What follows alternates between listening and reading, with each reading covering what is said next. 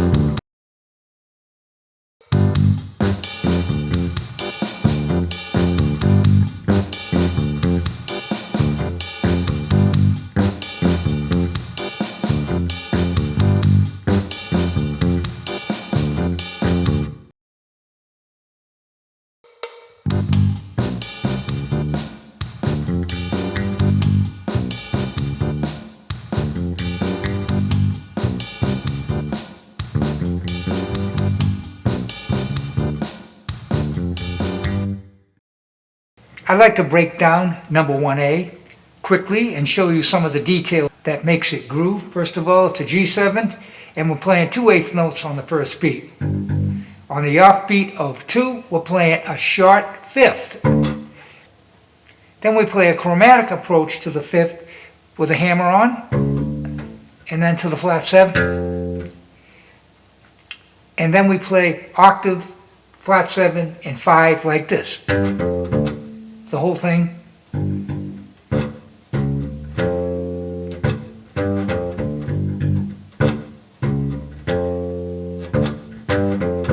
Okay, we're on to 1B now. On 1B, we have 2/8 notes in the beginning going root to fifth, and the fifth is a short note. And then we have all off beats on the other next 3 notes. So far we have.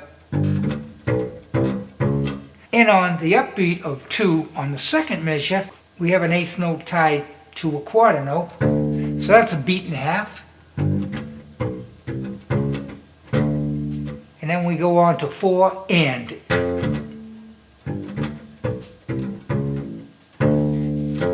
Once again, when you get to that D, which comes on the off beat of 2 on the second measure, and it rings over all the way to the 4th beat, which would be equivalent of 3/8 notes or a beat and a half. It's important to respect the value of the note. If you cut it short or something, the line, it loses its character.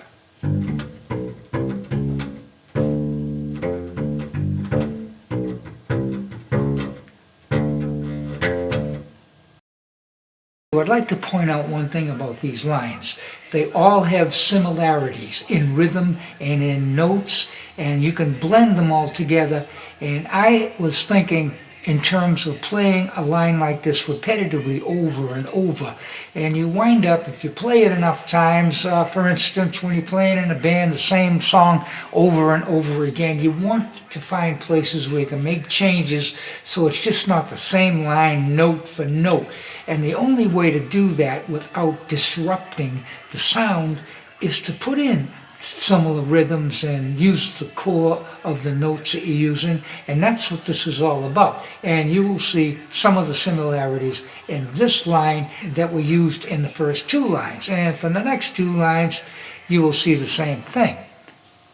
And I'd like to point out at this point, if you're interested in studying privately, I am teaching virtually, and I can show you in detail these things, and the beauty of it is I can listen back to how you play, point out what you're doing wrong or how to make it better. Learning from a teacher is kind of like the best way, I believe. It is, I've said this before. I'll leave my contact information on the description below, but let's proceed on to number 1C. Okay, we are now on to 1C, but I'd like to point out what I'm going to do on 1C is I'm going to compare it to 1B, because these lines were created so you could mix them up anytime you wanted in. Would always make sense because they have similarities in each of the lines that match the rhythm, maybe the notes. So let me show you how this works. 1C we've already played.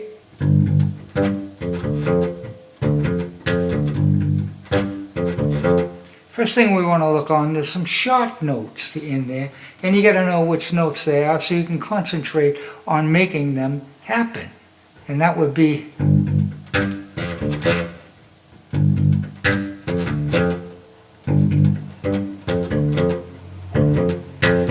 so where they are, we have a short note on the upbeat of 2 on this, 1 and 2N. Then we have a short note on the upbeat of 4. And then we go into the second measure. I will play it from the beginning all the way to the second measure, where the next short note happens.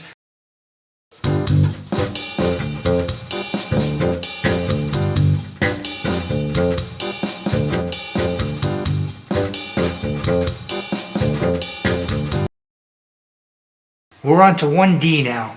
In 1D, there's a few things I'd like to point out. First of all, there's a short note on the upbeat of 2, which happens on the 3rd. And then there's 2 chromatic approaches. The first one is from the 4th to the 5th. And then the second chromatic approach is on the flat 7 to the root, the flat 7 to the octave. And the complete line goes like this.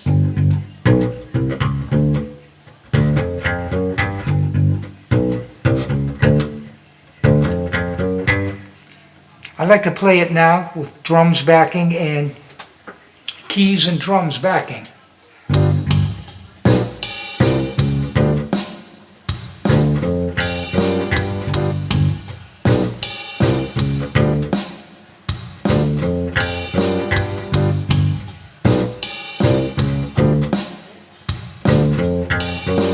That's all for this video. I hope you liked it and got something out of it. If you did, click on the like button and drop by again. Shoot me a suggestion for a video you'd like to see and I'll consider it for sure. Thank you again.